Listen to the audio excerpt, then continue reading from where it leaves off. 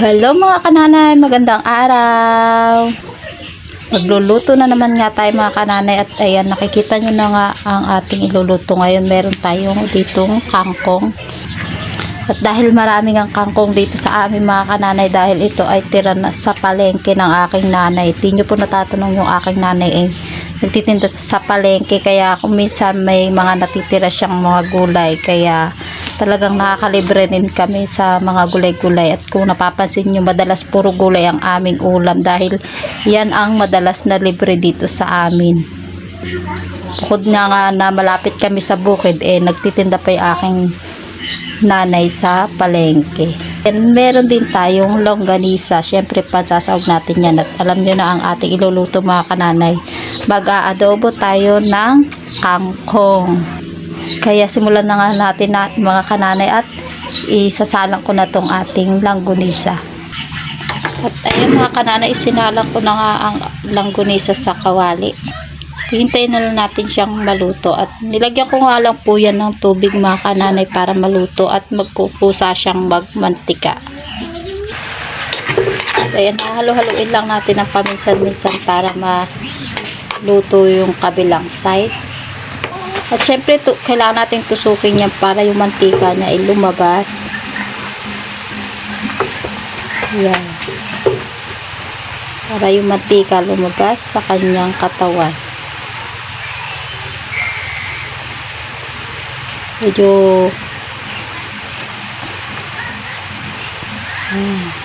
syempre hahaluin natin yan.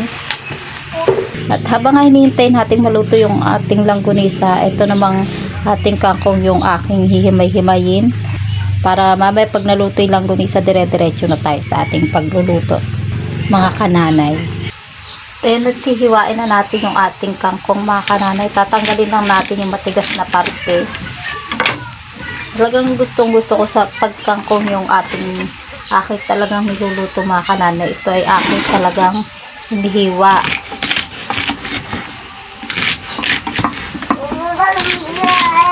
Para mas madaling iluto.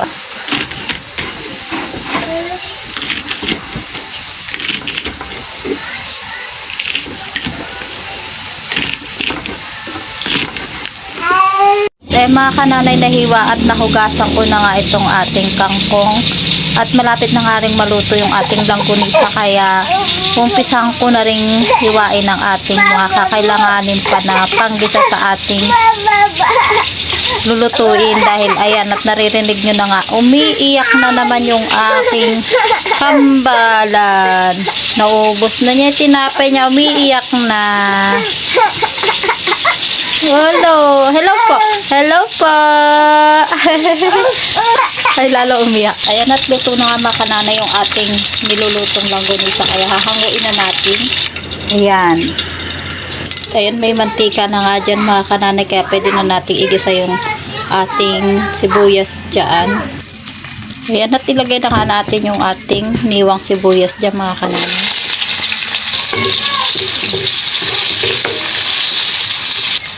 At sa mga nagtatanong mga kananay kung bakit hindi ako naglalagay ng bawang, ayan, kalimutan ko na naman nga pong bumili ng ating bawang, kaya ayan, dinagdagan ko na lang yung ating sibuyas para naman bumawi sa lasa. Mapula na nga yung ating sibuyas mga kananay, ilagay na natin yung ating langgunisa.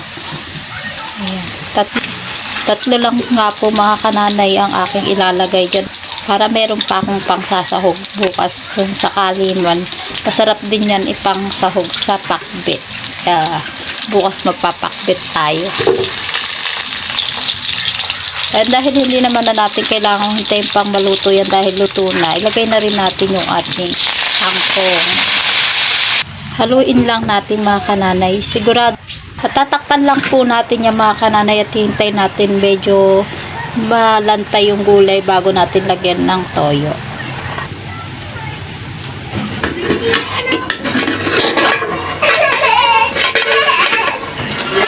At ayan, medyo napanat na nga yung ating gulay, kaya lalagyan na natin siya ng toyo. Ayan, nakikita nyo nga mga kananay, nagtubig nga rin siya ng kusa yung ating niluluto, kaya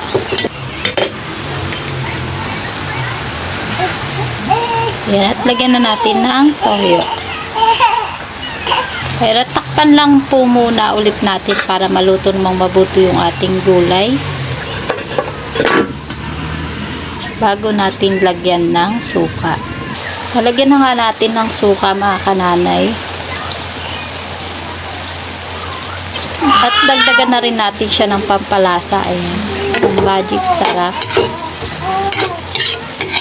Yung mga gantong luto talaga mga kananay ang hindi mo aatrasan at hindi talaga siya aayawan dahil talagang bukod sa napakalasa masustansya pa mga kananay. Hindi lang yun, tayo ay nakakatipid pa.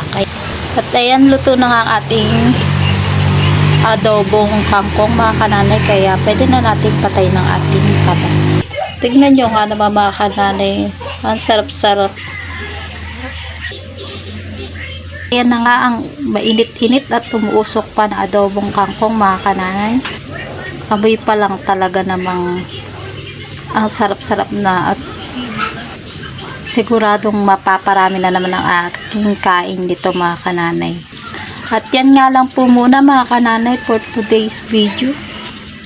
Salamat po sa panonood. Salamat din sa Panginoon dahil sa mga biyayang tinatanggap namin sa araw-araw. Kain na tayo mga kananay. Salamat Lord sa pagpapala mo sa amin. God bless mga kananay.